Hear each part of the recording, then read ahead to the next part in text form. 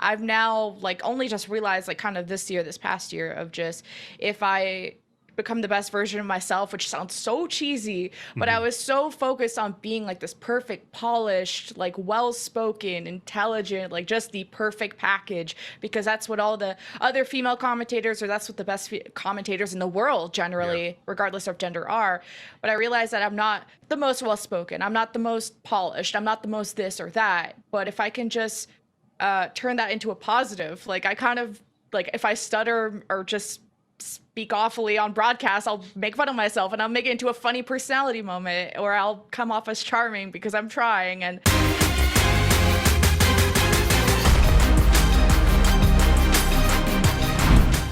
hey everyone, my name is Akinola. Welcome back to another episode of The Feed, presented by Xfinity. I am joined by somebody really, really cool in the space. Name is Jen, aka Lemonkiwi. Jen, how are you today? It's good to have you on the show. Yeah, haven't seen you in so long, and I'm glad you're in my Overwatch bubble now. It seems, Yes. And I'm super stoked to talk to you on like an interview level. It'll be cool. Hell yeah. We got a bunch to talk about, so let's just jump right into it.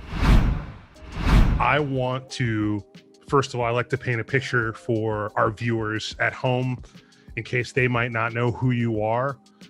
Feel free to introduce yourself and give people kind of like a TLDR of who you are, what you do in the space, and, you know, all that good stuff.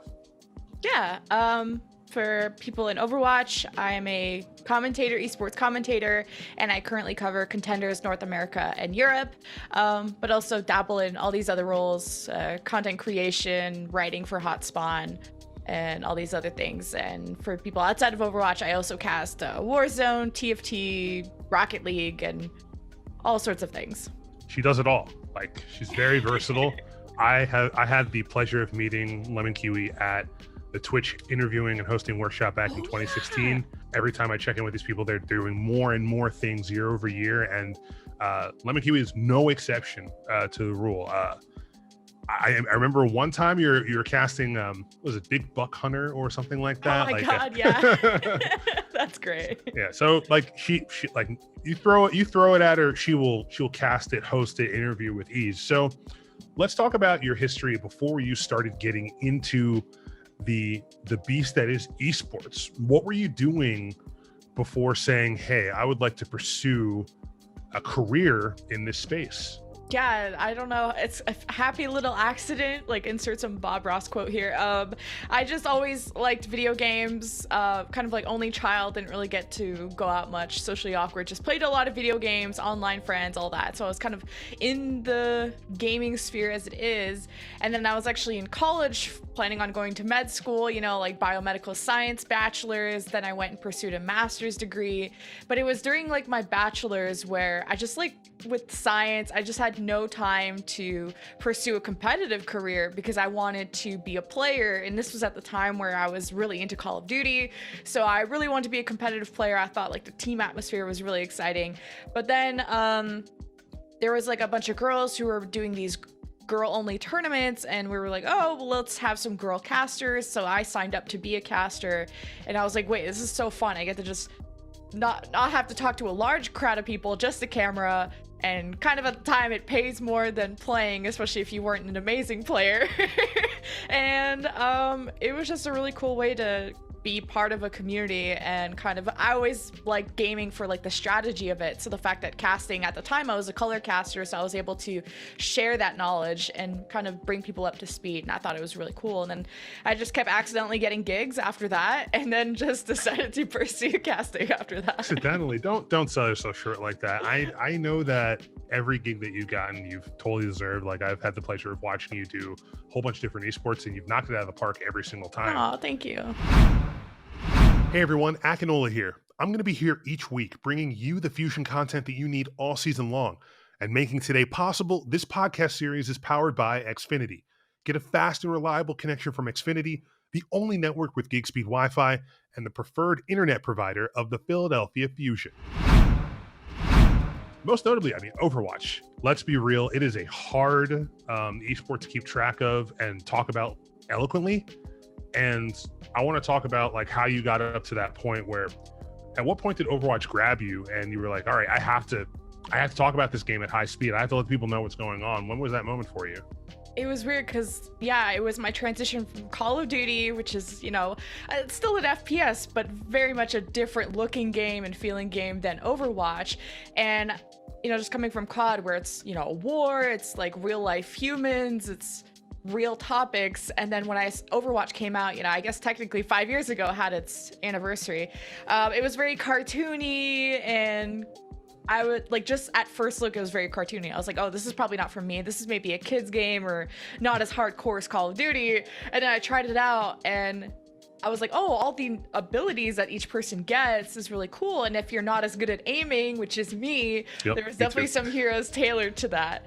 And then people were like, oh, if you like Call of Duty, you should check out Soldier 76. And then I played him and I was like, wait, this is way easier, way more fun. And then just got into casting, but because like you said, like Overwatch is so fast and so there's so much going on, I went from color casting, kind of that chillax, just sharing the strategies of Call of Duty, that's what I really enjoy, to when I started casting Overwatch, it was like, I'm so excited to tell you guys what's happening because there's 12 people hitting each other right now. And I went from caring about the strategy of Overwatch to really wanting to share my excitement for the game of like what's happening in the moment as a play-by-play. So I ended up switching roles, and yeah, it was really cool. How important, in your years that you spent doing contenders, how important is it to have these sub leagues around to foster and grow talent so they'll eventually play on a professional level? Not every esport has academy or collegiate or kind of like a minor league, for lack of a better phrase. So in your words, how important is it to have that tier 2 aspect to the overall esport landscape of a particular game?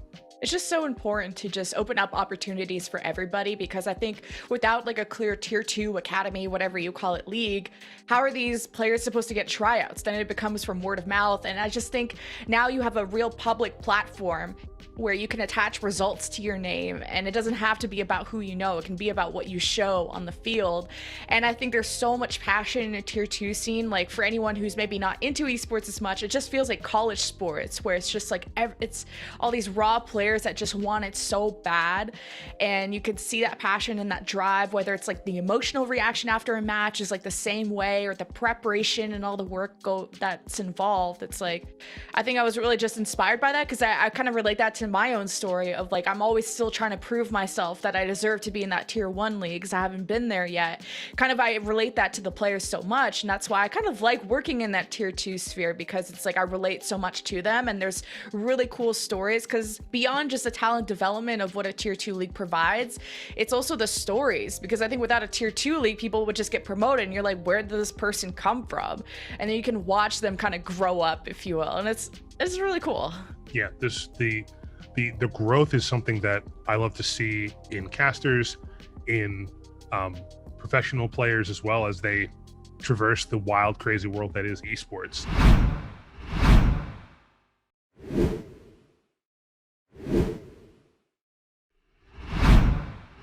I'd like to talk more about your journey getting to where you are and continuing your path to become the very best. You're a woman in esports. We love to see women dominate and really show what they're made of.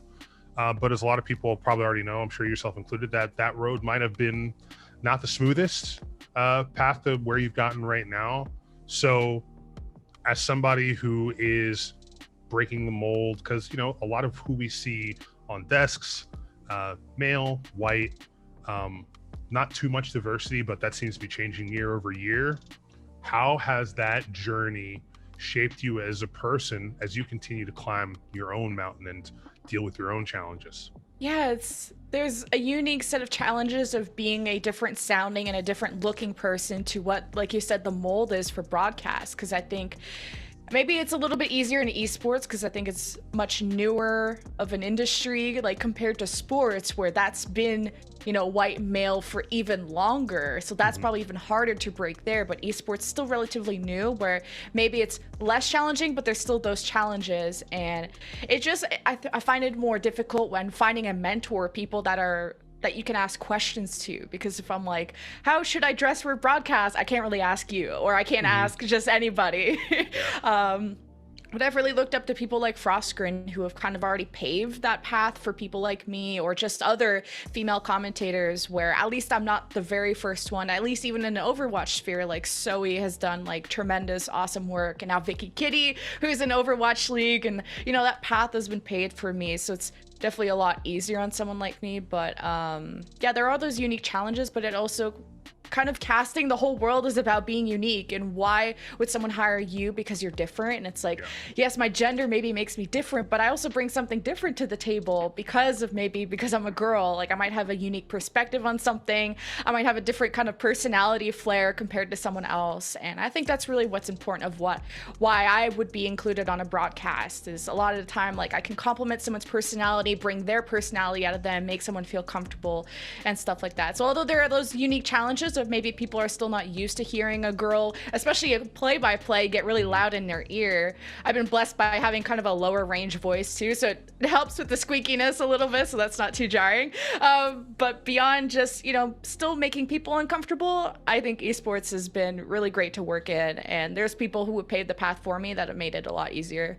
What about Overwatch 2? You know, for anybody who is not living under a rock, we got a little bit of a developer preview last week where they showed, you know, the competitive future. You know, we're knocking off one player from 6v6 going down to 5v5. They said that they want to enforce a 1 tank, 2 healer, 2 DPS type deal. How do you think that's going to affect the scene? Are you excited about those changes? Are you lukewarm about them? Tell us what's on your mind about that. Yeah, I know there's like a lot of mixed feelings, but for my personal perspective, I'm a really big fan of it. And this is not just because it'll be making my job easier as a caster. You're going from 6 people in the field to 10. It's not only going to be easier to watch, I think it'll be better for the overall competitive scene. But it also is going to depend about the patches and how they're going to be able to balance tanks, because there's only going to be 1 tank instead of 2. So it's like, that could be a really amazing thing if that singular tank can be buffed in a way that it can still make the space and act as 2, or it really depends how they're going to work around that. And if the patch ends up being trash, maybe the tank can't really make the space by themselves, then it could be really bad. And I've talked to some players and no one's really play tested this, so no one has any idea. And yeah, there was a play test like at BlizzCon before, but obviously that was 6v6. The Toronto map looks great. But I really trust the dev team. You know, we saw in the broadcast, the stream, that they have they're just using a lot of logic behind stuff, and they're trying to buff those heroes and nerf some other ones and give you really unique traits. So I think it'll be better, just to kind of summarize everything, because you have less people in the field. It's a better viewing experience. I think as long as the tanks are patched correctly, they should still be having fun. It is the least popular role in the game, so I think it'll help just the ranked ladder atmosphere because you're always waiting forever for queues for tanks to get up. And but I'm also saying all of this, like, I'm really excited for 5v5 because my job's not being threatened by this. So I think it is unfortunate that a lot of teams are going to have to be making cuts to their tanks, or there's going to be a lot more competition for that singular tank role. So It's like, I'm really excited, but I'm also feeling for all the players that are going to have to kind of start out this tryout process or learn something completely new. So I'm hoping once the community gets up to speed, this will be an overall good change. And I hope, you know, the patches align with what the community wants. Absolutely. Yeah, it's pretty big change, pretty jarring if you played Overwatch for any amount of time. And yeah, the competitive experience, I mean, I don't want goats to be a thing ever again. It took them so long to change it. And I'm a tank player myself as well. I can't shoot, so I play Reinhardt. But he seems like not very strong currently if his shield strength stays the same. So hopefully, yeah, they do make changes that make sense, that don't push tanks into the OP realm again. And we'll have to see what happens. Like I say, your career you have not reached the top of where you want to go, and you've learned a lot throughout the years of you putting in the work, hustling, grinding. No other professional sport is as dependent on network technology and performance. As official Fusion Overwatch sponsors, CommScope delivers ultra-fast and reliable connectivity, allowing super smooth gameplay for the best talent around the globe. For more, head to commscope.com. What would you tell yourself back then? You know, what advice would you give yourself to kind of subdue any worries that you might have had? Like if you were hypothetically going through this again, or you knew somebody, you had a peer that was going through the same things that you were going, like what advice would you give past Lemonkiwi on her journey? Oh, that's so tough because there's so many challenges you have to get through at the start of your casting career. And I think it was one of the main things is like, stop comparing. If I was talking to me to me, don't compare yourself to others. Like, I think at the start of casting, everyone's like, why didn't I get the job? Or what is this person to me? Or like, am I better than, and you're always just making these comparisons because you're technically competing for maybe the same job. But I wish I was more self-reflective at the time, because now that's very much what I am, and it's been a lot healthier for my mental and everything of just how can I improve, what can I do for my brand and everything. Before it was so much like I was worried about everyone else, worried about what other people were thinking, and it's at the time you don't really know what you're supposed to be successful. You don't know how you're supposed to act, what kind of casting or who you should be, and I've now like only just realized like kind of this past year of just if I become the best version of myself, which sounds so cheesy, but I was so focused on being like this perfect, polished, like well-spoken, intelligent, like just the perfect package, because that's what all the other female commentators, or that's what the best commentators in the world generally, regardless of gender, are. But I realized that I'm not the most well-spoken, I'm not the most polished, I'm not the most this or that, but if I can just turn that into a positive, like I kind of like if I stutter or just speak awfully on broadcast, I'll make fun of myself and I'll make it into a funny personality moment, or I'll come off as charming because I'm trying. And I think it took away a lot of stress to try and fit someone else's mold, but really just refine the edges that I have and become or just work on myself and not what someone else wants me to be. And that includes whether it's the public perception or just comparing myself to other casters. I've just become more self-reflective, and I wish I was that at the start, but I know it takes time to kind of mature and become more confident in your own foundation. Absolutely. And I feel like that was an excellent observation of your past history, and just kind of put together in this easy to digest package to just try your best, and you're not going to be perfect, but things will be okay. Is your current water heater giving you the cold shoulder? Upgrade to a reliable Bradford White water heater for all the hot water your family needs. Visit bradfordwhite.com to find a professional installer near you. I want to talk about, a lot of times this industry has been around for a bit, but it's still really new compared to other endemic industries in electronics or gaming, or however you want to call it. I know that the past generation, namely our parents, might not be so approving of following our dreams or saying that video games are a waste of time. I was curious, did you have any issues convincing your parents, like, hey, I'm gonna do a career in this rather than focus on what I went to school for? I know a lot of parents would probably throw a fit at that, or say that you're being dumb or you're making a really bad choice. Did your parents have similar feelings, or what were their thoughts on that? Yeah, I kind of had to like sneak by them a few times, of just, I'm in college, right? I started a lot of this esports stuff while I was in college. So they're like, as long as your grades are up, you're paying your stuff. Because at the time, casting was my way of making money as like a side job, because what I was telling them. And then I would tell them, oh, I got to travel to Florida, or I got to travel to this place. And they're like, oh, this is a cute little job. And then once I was done my degrees, I kind of went full into esports, just because like while moving to America, it was, I still had some visa stuff, so esports was just already something available to me. So I was able to just jump right into esports before I could use my degrees. So my parents were totally cool because it was safe. I'm in my bedroom 90% of the time, not outside in the world. So safe job was a thumbs up in their book. I was making money, as long as it wasn't too sketchy. I was signing contracts, everything was legit. I think it was a better scenario than some other things I could have done. I'm not going to shame like other jobs I could have done in college, but just esports was pretty good. So I get questions from my parents of like, when are you going to use the degrees? Because I have a master's degree and I'm not fully using it. So they're more maybe wondering, where is science in the scope of my future? And I think that still is on the plate of things, and I'm glad I did get those degrees still, like no regrets there, because I think once because esports is really volatile. So if I just stop getting hired or I stop liking what I'm doing, then I can always fall back to science, and that's what I tell them. So I've mostly got their approval. They just maybe wish I did more sciencey stuff because that's Right. what they help pay for.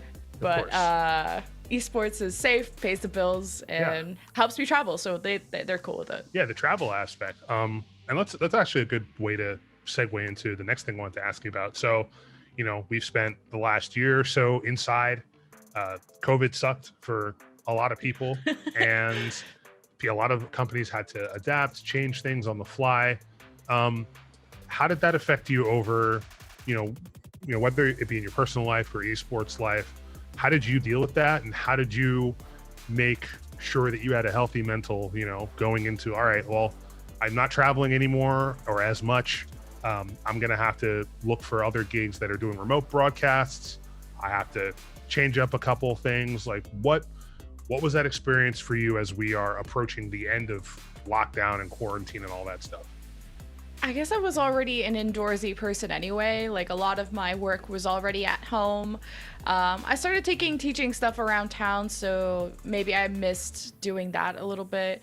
But funny story is that when travel was restricted, I was actually in Europe, so it was a little bit stressful because I think they said something like, oh, starting at midnight, like all flights to the US from any other country is gonna be closed or something. So I actually had to fly like that night from Europe back to America, and this was when COVID was like really starting to be taken seriously and they started traveling restricting. So kind of sucked because we had this whole season planned for Contenders to be in Germany, to have the studio, and I've never done Contenders in a studio before, and it was going to be like a super cool like production. And I've never been to Europe until that point and didn't get to travel around Europe. I actually had this whole Europe trip planned, and then COVID hit. So there were just some plans that got messed up in terms of like working from home. Yeah, it did get to me a little bit. I was already used to it, but you know, then it was like wake up, my office next to my bed, and then from office to bed. So that kind of cycle was hitting me really hard. But then I ended up building a second office in my house so that I could have multiple work areas just to kind of change things up, spice it up a little bit. But yeah, it just messed up some land plans. But beyond that, it was okay. Follow along and cheer on the Fusion and watch every match on YouTube right on your TV. Just say Overwatch League into your Xfinity voice remote. Yeah, I'm sure you're looking forward to getting back out and traveling and being at live events. Like, how important do you think is it to have live events for fans, for players, and things like that? How to truly intensify the esports viewing and experience? I think it can be done either way, but when I got to really see the difference when I got to go to the Dallas homestand for Overwatch, and I think I went to the Dallas one. I know there was other really exciting ones I didn't get to see yet, but it was just like you could just tell that Overwatch fans can't wait for a LAN. Like the only times we all get together is like a homestand, a finals, or BlizzCon, and then all of those were taken away for COVID. But you just saw how loud the stadium got, like in a Houston versus Dallas match, or the grand finals match for San Francisco, and just even BlizzCon World Cup in general.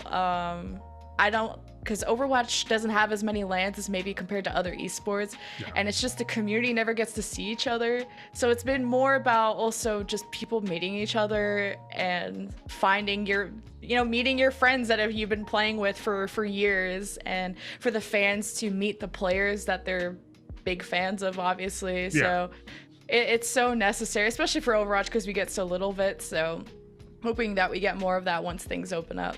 Absolutely. We'll talk about your Contenders coworkers that, you know, you've been doing this stuff for the past couple of years, and I don't know if you've met them in real life or have just done remote broadcasts the whole time, but how are those relationships, that camaraderie that you guys share on broadcast? I know, you know, we're speaking with Uber last episode, and he said he really feeds off of live crowds, and, you know, seeing the person that you're casting next to is so important.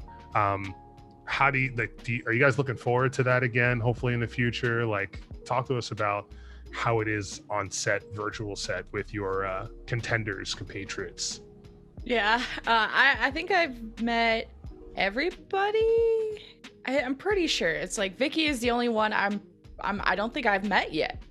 Maybe She'll have to correct me if I'm wrong, but yeah, I've met Leg Day, my co-caster, probably twice, and we've been casting together for like 1 or 2 years. And it's definitely, there's a whole different dynamic when you can just stand next to somebody and kind of know how you trade off, and then you can make that eye contact with them and laugh at their jokes, and there's this whole body language to it. And not gonna lie, I think I've only casted like a handful of Overwatch land, so I'm actually more used to doing it remotely, and I've perfected my way of throwing, you know, to my co-caster and stuff based on remote stuff. So yeah, LAN would be nice, but it adds that whole other layer where I don't have all my notes and all my Google Docs in front of me on my computer anymore. It's like in LAN, you don't have access to notes, and I'm very dependent on that. When I casted World Cup, and talking about how Uber said about feeding off the audience, there's a level of control that you need to have, because the one time I cast in front of a big audience was World Cup 2019, and I almost fed too much off the audience, and I was almost too hyped because of how loud the stadium was. I don't think the headsets we got were that soundproof. I don't know, but I heard everything. Oh, and casting from home where it's nice and quiet, the only thing that you hear yelling is yourself and the computer sound, which you can adjust if things are loud. But in a stadium, you can't adjust the crowd noise. You're at the mercy of not hearing anything. So I think I might need a few more reps with a big audience before I absolutely love it and get used to it and know how to control that energy they're giving me. But I'm sure once I've harnessed that power, it's going to be like the best feeling ever. Oh, can't wait. I know it's going to be good.